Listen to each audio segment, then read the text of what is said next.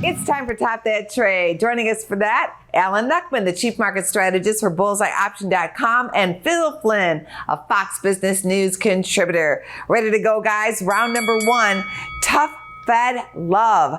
The market is predicting we could see a record 1% rate hike from the Fed coming up.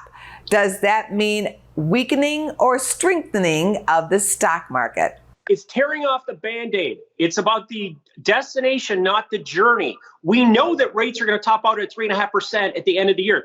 That hasn't changed. Then they're going to be around 3% for 23, 24, 25, 26, and 27, according to the markets right now. The 10-year note is steady. So the markets seem to like the fact that the Fed's getting more aggressive, and we're getting the reaction that we want with oil prices down.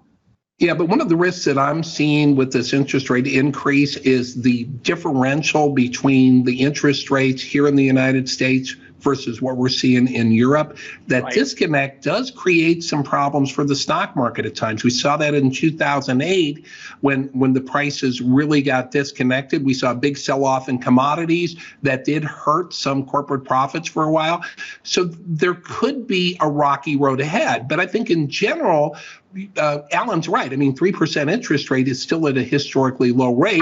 Just as long as it doesn't get worse. You know, we have to look at the inflation and see if this does cool down. There are signs that it will, but if it doesn't, if they have to go higher than 3% and go a la 1970s and really give you an interest rate increase, then you're going to have some problems. Well, yeah, we would have some problems if it was 1970s, but the employment rate's at 3.5%. So let's slow down there. But I think the pain now, a sharp pain now, as opposed to a little prick every month and every day, I think that's the way to go. Round number two, pre-Ukraine unwind. Do you see Dr. Copper doom, or is this just a commodity pullback?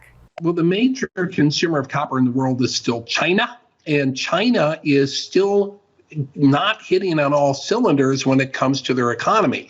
Part of that's due to COVID lockdowns. They have a zero COVID policy. It seems like every time commodity prices go up, they have a new case of COVID and they shut down some factories. They shut down the casinos even, so you know it's serious. And we don't know, if that's going to continue or not. We are hearing signs that COVID cases are falling in China. So if they reopen their economy, then copper is probably undervalued at this point. But the other thing you have to look at copper is the dollar. The dollar is on fire right now. That's going to keep pressure on those prices because it's still priced in dollars, even though they use most of it in China. It's not just copper. Copper's dropped from 475 down to 325. Wheat's down 40%. Gas has dropped every single day in the last month. Is now down 20%. And we also have crude oil at the $95 level after being at $130 back in March. So this is the intended effect of raising rates to lower prices. Now, we haven't felt it in the CPI or the PPI yet. They're a little bit lagging, so we'll wait and come back. But you can't have it both ways. You can't be worried about high commodity prices. You can't be worried about low commodity prices. They are what they are.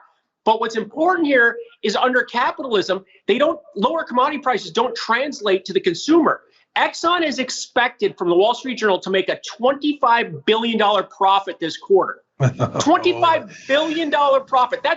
That's ridiculous. Alan, I can't believe you're saying that. First of all, ExxonMobil lost $25 million, and you have to look at how much money they invested to make that $25 million. And if you look at their percentage of profit, compare it to Apple. Why aren't we screaming about Apple? In their profits, their investment on the dollars are 1,000 times more profit potential than the oil companies. This is one of the biggest falsehoods that are being perpetrated by the mainstream media when we come to these profits, these so-called record profits. Record profits, man. That's the fine. percentage based on that. It is, and we're making up for record losses. So if you average it out, they're actually losing money over the last couple of years. All I'm saying is it doesn't translate to the consumer. The consumers have benefited from lower prices. To the consumer. Consumers have seen lower prices because higher prices inspire more production. We saw record refining margins because the market's screaming we need more oil. U.S. refiners raised production to the highest level of capacity in over 30 years. And they did a great job. And the consumers are seeing that. Because if it weren't for that effort and that investment, prices would be higher than they are. Oh, you guys are fired up today. Let's take it to round number 3, beaten and bruised values. Let's take a look at some stocks in the stock market that are down and out. What would be your buy? Facebook, Capital One, Micron, or SPX? The stock I like on the list is Meta, is Facebook.